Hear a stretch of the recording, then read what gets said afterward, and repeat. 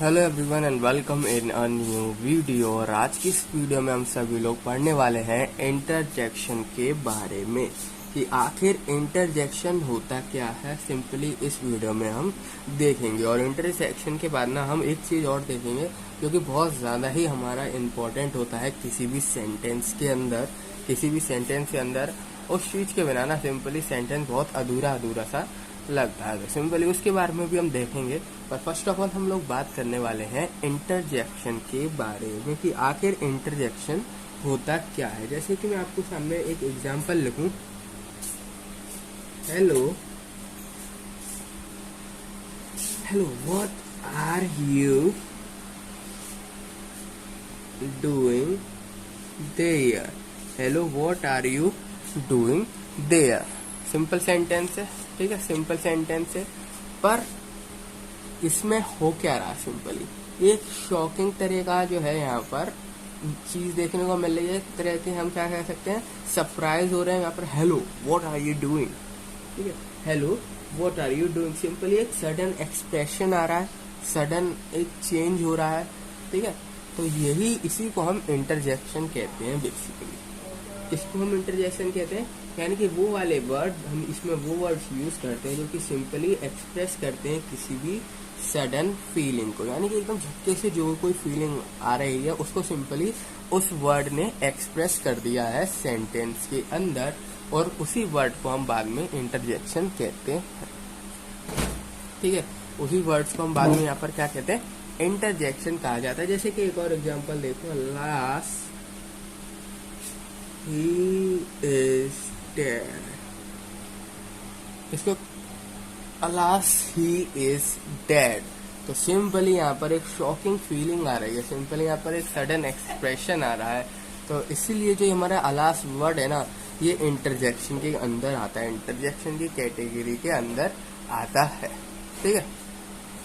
सीधा सीधा इसका मतलब सिंपली आप समझ सकते हो दुख से है, ठीक है। उसे दुख है कि वो मर गया, ठीक है। Alas he is dead. तो सिंपली वो वाले हमारे वर्ड जो कि एक शॉक फीलिंग को जो है यहाँ पर एक्सप्रेस करते हैं ना, उन सारे वर्ड्स को हम इंटरजेक्शन की कैटेगरी में आते हैं। जैसे कि ही इज डेड, इसको शॉकिंग कौन सा वर्ड बना रहा है, अलास बना रहा है ना। अलास जो है इस पूरे सेंटेंस को यहाँ पर क्या कर रहा है, एक शॉकिंग फॉर्म में कन्वर्ट कर रहा है। तो सिंपली ये जो है अलास वर्ड, ये हमारा इंटरजेक्शन की कैटेगरी में आता है। जैसे कि ऊपर वाले सेंटेंस में जो हेलो था, ये इंटरजेक्शन की सिंपली कैटेगरी में आता था। एक सडन फीलिंग को शो कर रहा था कि hello what are you doing, hello what are you doing. तो सिंपली एक सडन फीलिंग को क्या कर रहा था, एक्सप्रेस कर रहा था। इसीलिए हम इसको जो है यहाँ पर इंटरजेक्शन की कैटेगरी में रखते हैं, इंटरजेक्शन की कैटेगरी में रखते हैं। और क्या एग्जाम्पल हो सकते हैं, hurray, we have won the game। Hurray we have won the game। तो सिंपली यहाँ पर आप देख सकते हो we have won the game एक नॉर्मल सेंटेंस है। अगर मैं ये नहीं लिखा हूँ हुर्रे तो we have won the game, ठीक है। हुर्रे सिंपली एक सडन जॉयफुल एक्सप्रेशन को जो है यहाँ पर शो कर रहा है। एक सडन एक्सप्रेशन को, कैसा एक्सप्रेशन, जॉय, एकदम मजेदार एक्सप्रेशन को जो है सिंपली यहाँ पर शो कर रहा है हुर्रे। तो सिंपली ये क्या कर दिया, इसने एक सडन एक्सप्रेशन क्रिएट कर दिया इस सेंटेंस में, ठीक है। सडन एक्सप्रेशन एक फॉर्म हो रहा है। तो इसलिए जो हुर्रे वर्ड है ये इंटरजेक्शन की कैटेगरी में आता है, इंटरजेक्शन की कैटेगरी में आता है। कौन कौन से ऐसे वर्ड्स हैं, सिंपली देखो, जैसे कि हो गया हमारा हेलो, अलास, हुर्रे, तो सिंपली बहुत सारे वर्ड्स होते हैं। ये जो सारे वर्ड्स होते हैं ना, इन्हीं को हम इंटरजेक्शन कहते हैं। These words are called interjection, interjection, इन्हीं वर्ड्स को हम इंटरजेक्शन बोलते हैं। और जैसे कि इसके मैं एग्जांपल बताऊं, जैसे कि आहा से एग्जांपल बताऊं, have they gone, have they gone.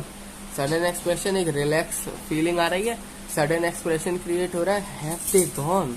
तो सिंपली आ जो यहाँ पर हमारा वर्ड है ये इंटरजेक्शन की कैटेगरी में आता है, ये इंटरजेक्शन की कैटेगरी में सिंपल आता है। हैव दे गॉन, और क्या एग्जाम्पल हो सकते हैं और कौन कौन से? Oh I got such a fright, I got such a fright. Oh, I got such a fright.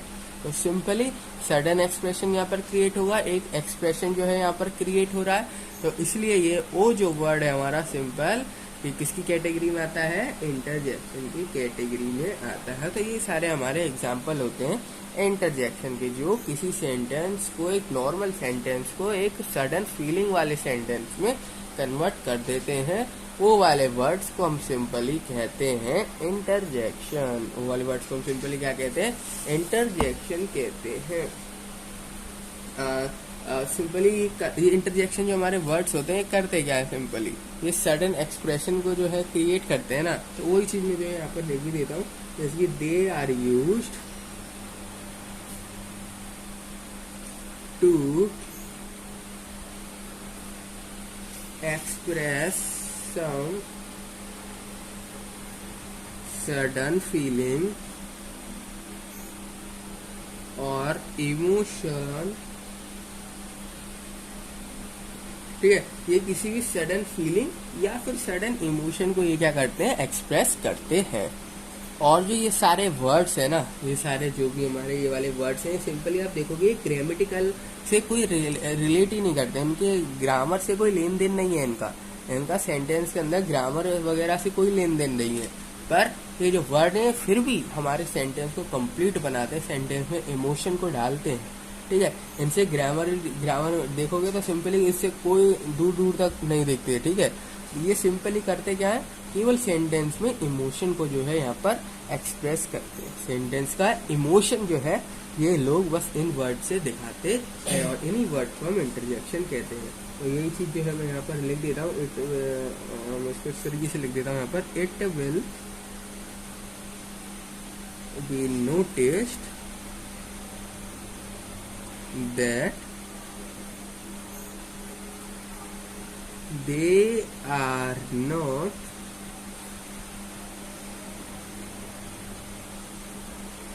grammatically related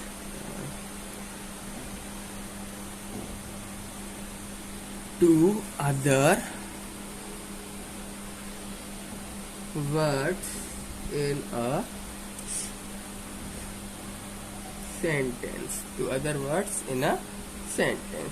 अगर मैं एक परफेक्ट डेफिनेशन की बात करूँ कि आखिर इन वर्ड्स को मैं परफेक्ट डेफिनेशन में बांधना चाहूँ, एक डेफिनेशन मुझसे कोई बोल दे कि बताओ इंटरजेक्शन होता क्या है, तो मैं क्या बोलूँगा? उसको जो छोटी छोटी चीज़ें बोलूँगा कि हाँ जिसमें क्या है, जिसको हम सडन फीलिंग कर सकें वो होने चाहिए।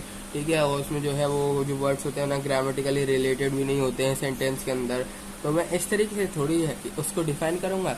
तो मैं इंटरजेक्शन को आखिर डिफाइन किस तरीके से करूँगा? इंटरजेक्शन को मैं आखिर डिफाइन किस तरीके से करूँ, किस तरीके से मैं इंटरजेक्शन को यहाँ पर डिफाइन करूँ, तो वो देखो, तो उसको मैं कुछ इस तरीके से करूँगा। An interjection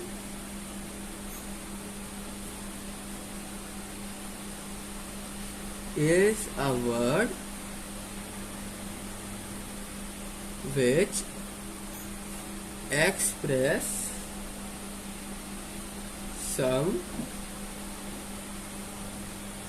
sudden feeling or emotion।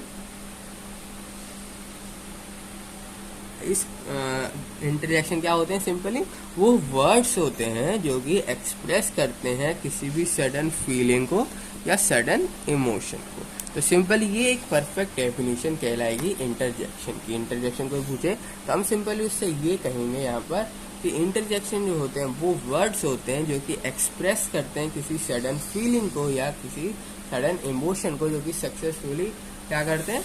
Express करते हैं। ठीक है, सेंटेंस के अंदर। और यहाँ पर आप एग्जाम्पल जो है लिख सकते हो, इंटरजेक्शन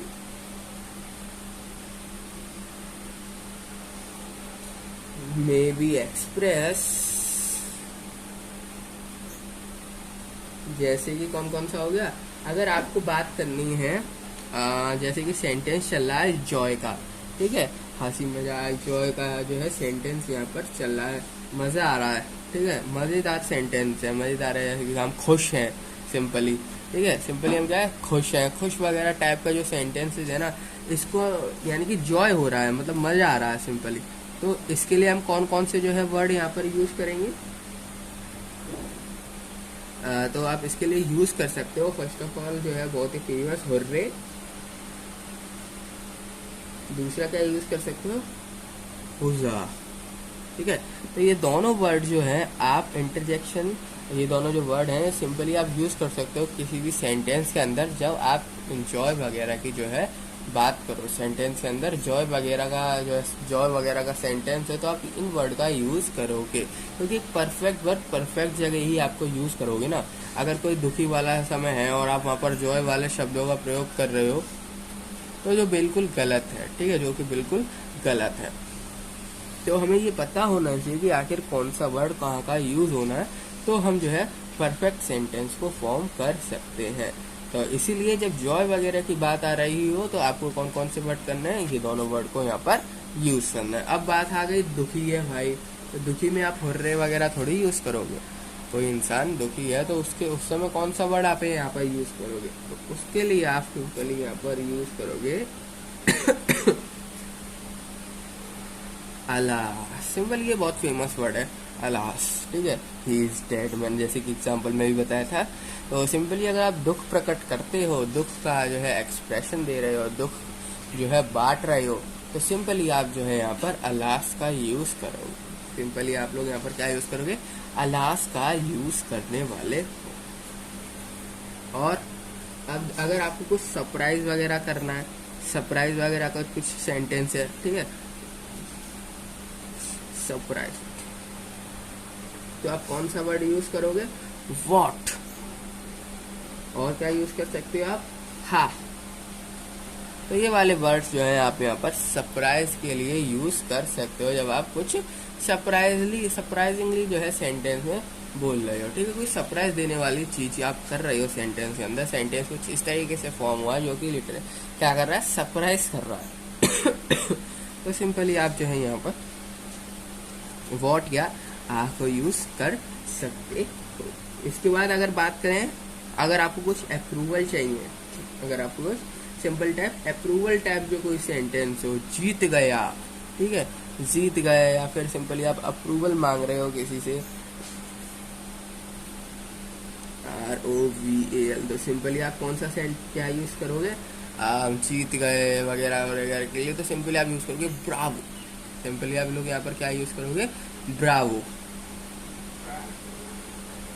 ब्रावो, ठीक है।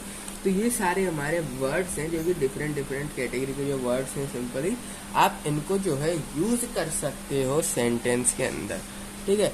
ये बस आपको यही बताने के लिए था कि जैसे कि सरप्राइजिंग वाला वर्ड आप जॉय वगैरह के लिए थोड़ा नहीं यूज कर सकते हो, स्ट्रिक्टली फॉलो करना पड़ता है आपको, सिंपली जो आपकी कंडीशंस हैं, अप्रूवल के लिए अप्रूवल वाली जगह, सरप्राइजिंग के लिए सरप्राइजिंग वाले वर्ड यूज करने हैं। सेंटेंस अगर सरप्राइज वाला है तो सिंपली सरप्राइज वाले यूज करो, दुख वाला है तो अलास यूज करो, जब आप कुछ ज्यादा ही खुश हो तो सिंपली जॉय वाला यूज करो, ठीक है। तो सिंपली ये 4 तरह के इंटरजेक्शन होते हैं, इन्हीं तरीके में आप यही वर्ड्स को क्या करते हैं, यूज करते हैं किसी भी सेंटेंस के अंदर। अब बात कर रहा था मैं एक्सक्लेमेटरी मार्क कब आता है यहाँ पर, ठीक है, एक्सक्लेमेटरी मार्क कब आता है, फुल स्टॉप जो है आपको सेंटेंस के अंदर कहाँ लगाना है। सेंटेंस तो आपने बना लिया, उसमें इंटरजेक्शन का भी जो है आपने यूज कर दिया, पर आपको यही नहीं पता कि एक्सक्लेमेटरी मार्क कब आता है। एक्सक्लेमेटरी मार्क जो है ये आखिर कब फॉर्म होता है, फॉर्म होता भी है कहीं भी सेंटेंस में लगता है, तो आखिर इसकी वजह क्या है, इसका रीजन क्या है, फुल स्टॉप क्यों लगाते हैं हम, सिंपली कॉमा क्यों लगाते हैं, डबल इन्वर्टेड कॉमास क्यों लगाते हैं क्या सेंटेंस के अंदर, ठीक है। तो ये सब कौन बताता है, ये सब हमारे आते हैं पंचुएशन वाली कैटेगरी में, ये सब हमारे किसके अंदर आते हैं, पंचुएशन वाली कैटेगरी के अंदर आते हैं। तो वो चीज जो है आपको सीखना बहुत ज्यादा जरूरी है पूरी ग्रामर के अंदर, ठीक है। सेंटेंस, एक सक्सेसफुल सेंटेंस आपका जब भी फॉर्म होता है जब आप पंचुएशन को एक ढंग की सही तरीके से यूज करते हो, ठीक है। यहाँ पर देखोगे कि जब आप सरप्राइजिंग वाले वगैरह शो करते हो ना, तो आपका एक्सक्लेमेटरी साइन आता है। चाहे कोई भी वर्ड हो, अगर वो वर्ड आपका कुछ सडन एक्सप्रेशन को शो कर रहा है ना, या फिर किसी भी इमोशन को शो कर रहा है, किसी भी इमोशन को, या फिर कोई ऐसा आप कर रहे हो जो एक्सप्रेशन को शो कर रहा है, एक सडन एक्सप्रेशन को, तो सिंपली आप वहां पर देखोगे कि एक्सक्लेमेटरी साइन आता है। वहां पर एक्सक्लेमेटरी साइन का जो है यूज किया जाता है। अब उसके अलावा ना पंचुएशन का जो है बहुत बड़ा रोल होता है। पंचुएशन का बहुत बड़ा रोल होता है, तो मैंने एक्सक्लेमेटरी साइन के बारे में आपको बता दिया, और पंचुएशन का जो है बहुत बड़ा रोल होता है। तो अब हम देखने वाले हैं कि आखिर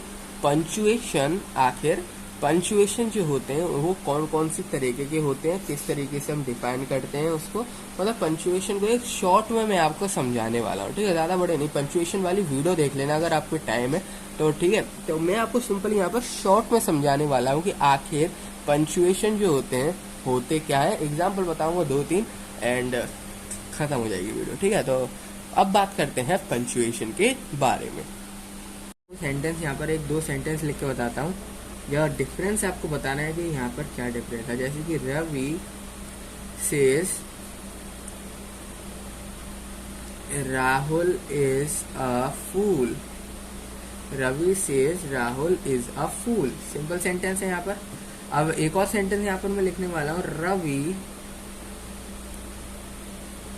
says Rahul is a fool. तो यहाँ पर दोनों सेंटेंस देखो, दोनों सेंटेंस में इन्वर्टेड कॉमा लगे हुए हैं, दोनों सेंटेंस में इन्वर्टेड कॉमा लगे हुए हैं। अब यहाँ पर सिंपली बताओ कौन सा सेंटेंस ज्यादा एफिशिएंट है। ये दोनों सेंटेंस आप देख रहे हो, पंचुएशन की वजह से सेंटेंस कई हद तक फिल्टर हो गया है due to punctuation. Punctuation simply वो वाले मार्क्स होते हैं, वो वाले वर्ड्स होते हैं जो एक पर्टिकुलर मीनिंग को पॉइंट आउट करते हैं, सिंपल बेसिकली उसको हम पंचुएशन यहाँ पर कहते हैं। पर्टिकुलर मीनिंग को याद रखना, पॉइंट आउट करते हैं। तो आप दोनों सेंटेंस देख सकते हो, इसमें सिंपली कि पंचुएशन मार्क क्या कर रहा है, एक सेंसफुल सेंटेंस बना रहा है, एक senseful and easily understandable sentence जो है फॉर्म कर रहा है। तो from this two sentence,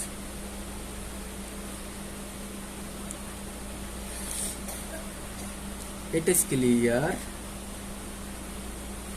that punctuation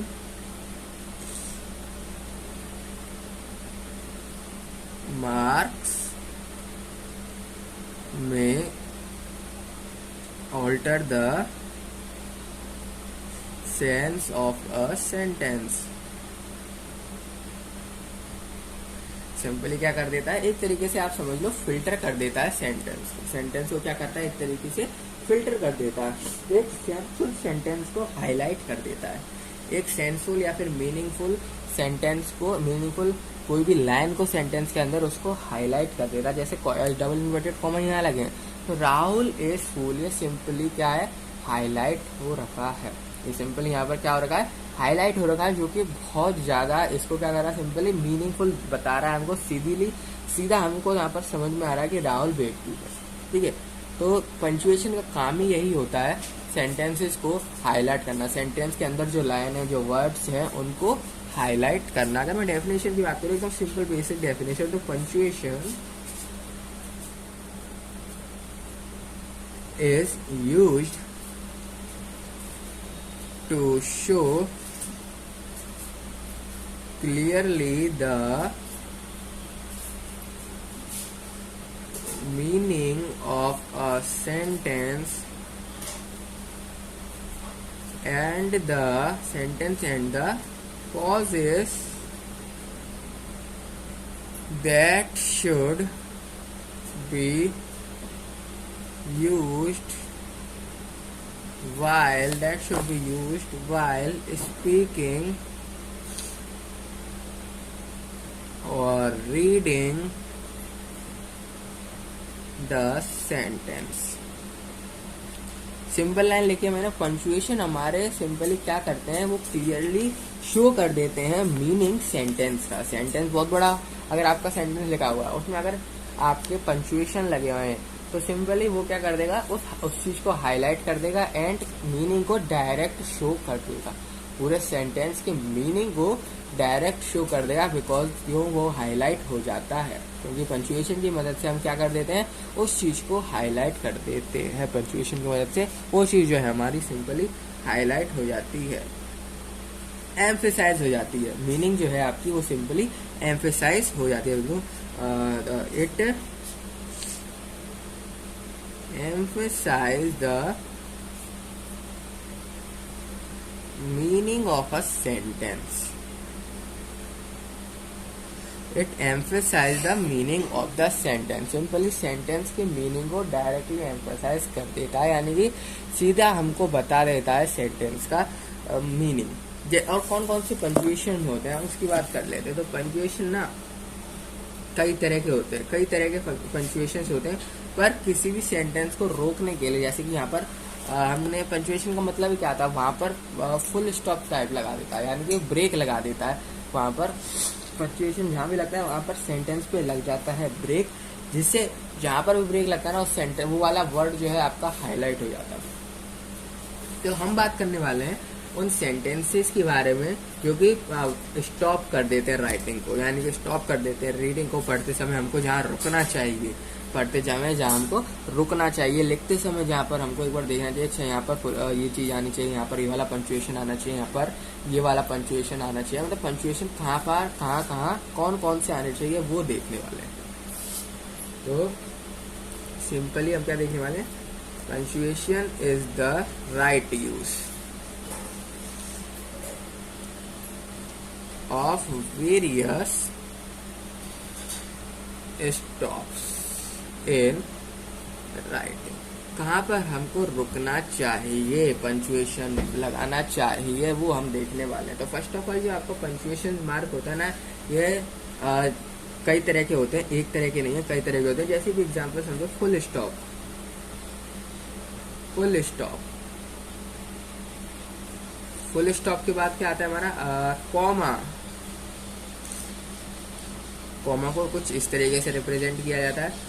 और क्या सकता है, inverted comma, inverted comma. Simply क्या होते हैं, दो दो लगे रहते हैं, ठीक है, दो दो लगे रहते हैं, इसके बीच में हम सेंटेंस को लिखते हैं जो कि हमें ज्यादा ही हाईलाइट करना हो। इन सबको भी समझेंगे आगे, कहाँ कौन कौन सी चीजें यूज की जाती है, ठीक है। इसके बाद आता है हमारा एक्सक्लेमेटरी या एक्सक्लेमेशन मार्क कह दो, ठीक है। इसके बाद आता है हमारा साइन ऑफ इंटेरोगेशन या फिर इंटेरोगेटिव साइन बोल दो, ठीक है। इंटेरोगेशन, साइन ऑफ इंटेरोगेशन यानी कि क्वेश्चन मार्क। और कौन सा होता है हमारा, एपोस्ट्रॉफी, एपोस्ट्रॉफी। तो ये भी जो है हम यहाँ पर यूज करते हैं, एपोस्ट्रॉफी। तो ये कुछ बेसिक तरह के हमारे यहाँ पर पंचुएशन होते हैं जो जो हम सेंटेंस में यूज करते हैं। हम एक एक करके इनको एक्सप्लेन करता हूँ, मैं बताता हूँ आपको कि ये वाले सारे पंचुएशन मार्क कहाँ पर यूज होते हैं और किस तरीके से कैसे यूज करना है। फर्स्ट ऑफ ऑल हम बात करते हैं फुल स्टॉप के बारे में। फुल स्टॉप, तो फुल स्टॉप पे आते हैं। तो फुल स्टॉप कहाँ पर यूज किया जाता है, ये सिंपली इंडिकेट करता है लार्ज सेंटेंस के पॉज को। ये क्या करता है, इंडिकेट करता है लार्ज सेंटेंस के पॉज को। मतलब आपका एक सेंटेंस है चलता हुआ आ रहा है, ठीक है, बहुत लंबा सा लिख दिया, अब फुल स्टॉप दिख गया, तो सिंपली ये बताता है कि एक बड़ा सेंटेंस यहाँ पर खत्म हो गया, एक बड़ा सा सेंटेंस यहाँ पर खत्म हो गया है, आपको थोड़ा ब्रेक लो, थोड़ा सा सांस लो। तो ये सिंपली क्या बताता है, the full stop indicate the longest pause। ये क्या इंडिकेट करता है, लॉन्गेस्ट पॉज को, यानी सेंटेंस ज्यादा लंबा चलता हुआ आ रहा है तो उसको रोकने के लिए हम फुल स्टॉप लगाते हैं। लॉन्गेस्ट पॉज को ये इंडिकेट करता है, ठीक है। तो लॉन्गेस्ट पॉज को सिंपली इंडिकेट करता है और ये हमेशा वहां पर यूज किया जाता है जहां पर एजर्सिव या फिर इम्पेरेटिव सेंटेंस हो। लास्ट में उस सेंटेंस के एजर्सिव या इम्पेरेटिव टाइप के वर्ड्स आने चाहिए, एजर्सिव या फिर इम्पेरेटिव टाइप के वर्ड्स आने चाहिए, वहां पर आप सिंपली इसको रोक सकते हो, ब्रेक लगा सकते हो। Pause and it should be used at the end of an assertive or imperative sentence। assertive और imperative sentence जो है, ये वाले वर्ड्स जो हैं जो इनको डिनोट करते हैं, इनके लिए होते हैं assertive और imperative वर्ड्स जो होते हैं वो आपको सिंपली यूज लास्ट में आने चाहिए, फुल स्टॉप के पहले, एंड फुल स्टॉप जो है इनके इन वर्ड्स के बाद में आना चाहिए। सेकंड आता है हमारे पास कॉमा, दी कॉमा। इस तरीके से डॉट लगा के बस नीचे से एक लाइन खींचनी होती है, कर्व लाइन खींचनी होती है, कॉमा को इंडिकेट करता है। फुल स्टॉप क्या होता है, डॉट खाली। अब कॉमा का क्या यूज होता है, ये इंडिकेट करता है एक शॉर्ट पॉज को, यानी कि एक थोड़ा सा समय लो, एक शॉर्ट पॉज को इंडिकेट करता है कॉमा। यानी कि ज्यादा लंबा नहीं, जब ज्यादा लंबे सेंटेंस को पॉज देना होता है तो फुल स्टॉप का यूज किया जाता है, पर छोटे से सेंटेंस को देना है हमें पॉज, देन हम यूज करते हैं कॉमा। जैसे कि कई सारे नाम लेने, आयुष, राहुल, नितिन एंड यश, ठीक है। तो जो कॉमा है ना, यहाँ सिंपली इन तीनों को डिफरेंशिएट करता है, एक शॉर्ट पॉज को रिप्रेजेंट करता है। जैसे कि आयुष, राहुल, ये क्या है, आयुष, राहुल, नितिन, सिंपली कॉमा से हम इनको रिप्रेजेंट करेंगे, कॉमा से इनको डिफरेंशिएट करेंगे। जैसे कि आयुष, राहुल, नितिन, सिंपली इनको हम कॉमा से रिप्रेजेंट करेंगे, यहाँ पर हमको शॉर्ट पॉज लेना है, जहाँ पर आपको शॉर्ट पॉज लेना हो, हम यहाँ पर जो है कॉमा का इस्तेमाल करते हैं। हम जो है किसका इस्तेमाल करते हैं, कॉमा का इस्तेमाल करते हैं। जैसे कि कॉमा का तो इस्तेमाल कर रहे हैं, पर मैं इसको एक बार आपको डेफिनेशन जो है इसकी यहाँ पर लिख कर बताता हूँ। जैसे कि द कॉमा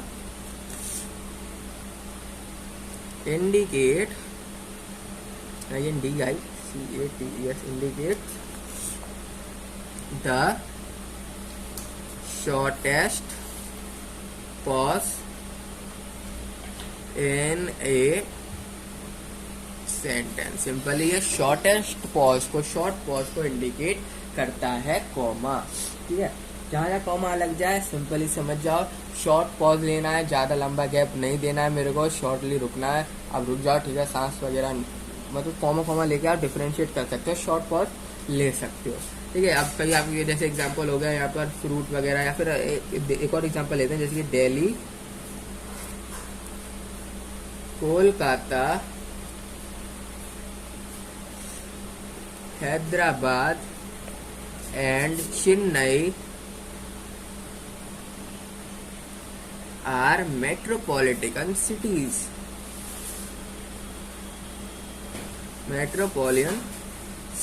तो सिंपली ये क्या है, यहाँ पर डिफरेंस कर रहे हैं, एक शॉर्ट पॉज को यहाँ पर इंडिकेट करता है, दिल्ली, कोलकाता, हैदराबाद एंड चेन्नई। सिंपली क्या बता रहा है, एक शॉर्ट पॉज बता रहा है, यहाँ पर रुक जाओ, धीरे चलो यहाँ से, ठीक है। अब इसके बाद आता है हमारा इन्वर्टेड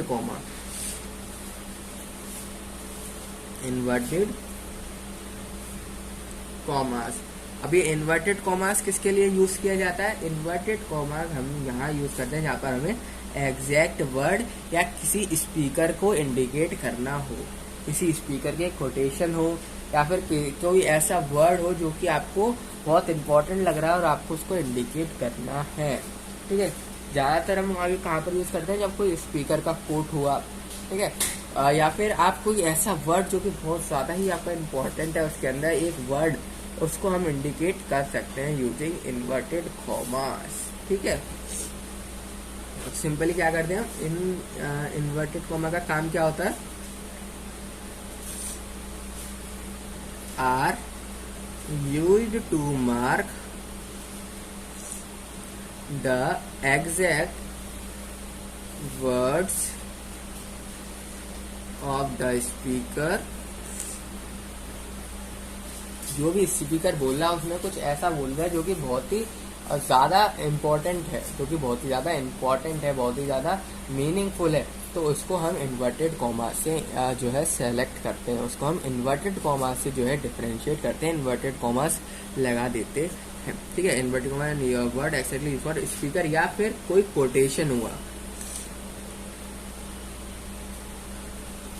एग्जाम्पल के तौर पर मैं आपको समझाता हूँ एग्जाम्पल से। जैसे कि हमारा हो गया सेंटेंस बोलूंगा सिट डाउन, सिट डाउन। तो सिट डाउन जो है ना सिंपली डबल इन्वर्टेड कॉमास के अंदर आएगा।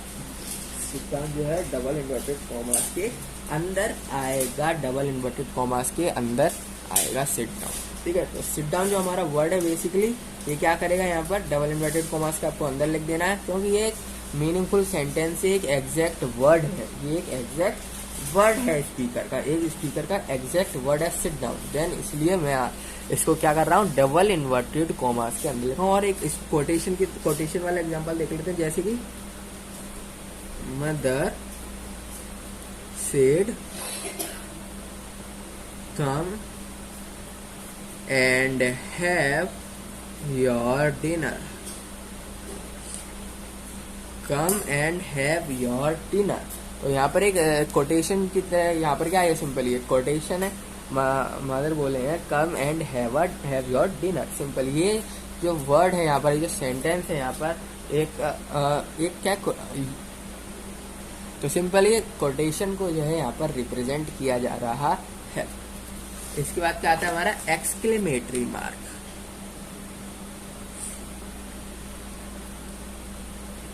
या एक्सक्लेमेशन मार्क। एक्सक्लेमेशन मार्क इस तरीके से डिनोट किया जाता है। ये कहाँ पर हम यूज करते हैं, एक्सक्लेमेशन मार्क वो साइन होते हैं जो कि किसी भी एक्सक्लेमेटरी फेज को, या फिर किसी इंटरजेक्शन को, या फिर किसी सेंटेंस में जो हमको एक ऐसा वर्ड लगे जो कि क्या कर रहा है, पूरे सेंटेंस को इम्पैक्ट कर रहा है, पूरे सेंटेंस को इम्पैक्ट कर रहा है, वहां पर हम एक्सक्लेमेटरी साइन को यूज करते हैं। तो जो हमारा the sign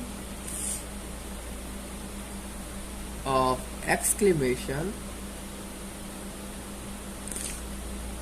is used after interjection, या तो एक्सक्लेमेटरी कोई फेज हो आपका,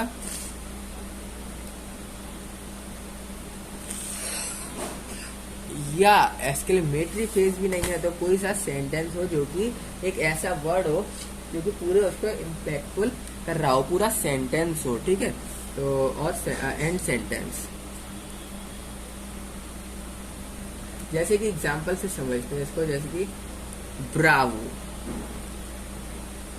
ब्रावो एक वर्ड, ठीक है, ये जो वर्ड है यहाँ पर सिंपली ये क्या है, खुशी, खुशी का जो है इम्पैक्ट, खुशी का जो है मतलब मीनिंग निकाल रहा है।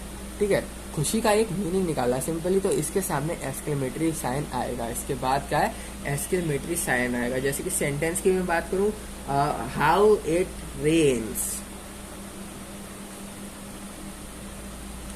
हाउ इट रेन्स, इसके बाद एक्सक्लेमेटरी साइन आएगा। और किसके बाद आ सकता है, वेल डन, वेल डन। तो ये सारे हमारे एग्जाम्पल हैं। और क्या इसके साथ आता है, अगर एक वर्ड की बात करूं, हाँ, तो ये सारे हमारे वो वर्ड्स हैं जो कि किसी भी इंटरजेक्शन एंड एक्सक्लेमेटरी फेजेस को डिनोट करते हैं, एक्सक्लेमेटरी फेजेस को या फिर किसी इंटरजेक्शन को डिनोट कर रहे हैं, इसलिए इनके बाद जो है एक्सक्लेमेटरी साइन आया है। इसके बाद आता है हमारा sign of interrogation, sign of interrogation. अब साइन ऑफ इंटेरोगेशन क्या होता है यहाँ पर, साइन ऑफ इंटेरोगेशन जैसे कि यहाँ पर हो गया एग्जाम्पल, एग्जाम्पल समझाते हैं। साइन ऑफ इंटेरोगेशन बेसिकली यही, जब आप किसी क्वेश्चन पुटअप कर रहे हो, जब आप सिंपली क्या कर रहे हो, क्वेश्चन को पुटअप कर रहे हो, तो आप ये यूज करते हो।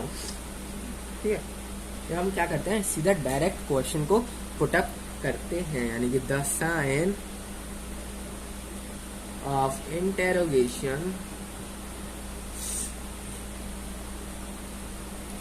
is used to mark direct question question, जब हम क्या यूज करते हैं, साइन ऑफ इंटेरोगेशन। जैसे कि एग्जांपल देखते हैं, एग्जांपल है हमारा व्हाट डू यू वांट, तुमको क्या चाहिए, व्हाट डू यू वांट, तुमको क्या चाहिए। और क्या एग्जांपल इसका हो सकता है, हाँ, Ayush asked if I have visited Qutub Minar. Ayush asked if I have visited Qutub Minar. तो सिंपली ये क्या एक क्वेश्चन पुट अप कर रहा है कि क्या तुमने कुतुब मीनार देखा है। आयुष पूछ रहा है कि क्या तुमने कुतुब मीनार देखा है, क्या तुमने कुतुब मीनार को देखा है। तो इसका जवाब देना है, बस सिंपली क्या करें, क्वेश्चन पुट अप करा। तो इसलिए ये हमारा इंटरोगेटिव के अंदर आता, ठीक है। और लास्ट बचता हमारा वो होता है अपोस्ट्रॉफी, द अपोस्ट्रॉफी। अब ये अपोस्ट्रॉफी हम कहाँ यूज करते हैं, अपोस्ट्रॉफी हम यूज करते हैं जब हम कोई पैशन को बता रहे हो, कोई पोजेशन को बता रहे हो, किसी पोजेशन को बता रहे हो, तो हम एक्सक्लेमेटरी यूज करते हैं। कोई पोजेशन को बता रहे हो मतलब किसी वर्ड्स को हम इंडिकेट कर रहे हो, जैसे कि सिंपली लिख दें, the apostrophe is used to show possession। Example क्या होगा, एग्जाम्पल इसके जैसे क्यों गए, द बॉयज फादर। और क्या एग्जाम्पल हो गया, द बॉयज फादर के बाद क्या हो गया, Sandeep's pen. Priyanka's lunch box. तो ये सारे जो है हमारे एपोस्ट्रॉफी के एग्जाम्पल हो गए। जब हम किसी पोजेशन को इंडिकेट करते हैं तो हम यहाँ पर एपोस्ट्रॉफी यूज करते हैं, ठीक है। तो एपोस्ट्रॉफी के बारे में आपको यहाँ पर क्लियर हो गया। पंचुएशन के बारे में आई होप आप सभी लोगों को पूरा क्लियर हो गया होगा। तो इस वीडियो में इतना ही, मिलते हैं आप सभी लोगों से नेक्स्ट वीडियो में।